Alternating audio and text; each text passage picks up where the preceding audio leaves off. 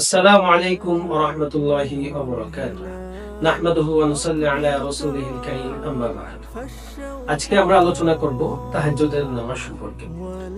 তাহাজ্জুদ আল্লাহ তাআলার কাছে সবচেয়ে প্রিয়তম আমলের মধ্যে হতে একটি আমল।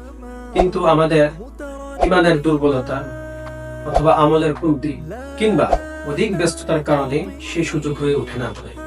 কারণ তাহাজ্জুদের মৌলিক সময় হচ্ছে শেষ রাতে, যে সময় আমরা অধিকাংশ মানুষ ঘুমিয়ে থাকি।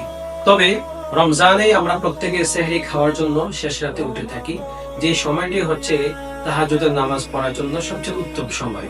তাই আমরা প্রত্যেকেই সেহরি খাওয়ার পূর্বে অথবা পরে আমরা আল্লাহ তাআলার কাছে 2 রাকাত তাহাজ্জুদের নামাজ পড়ে দোয়া করতে পারি।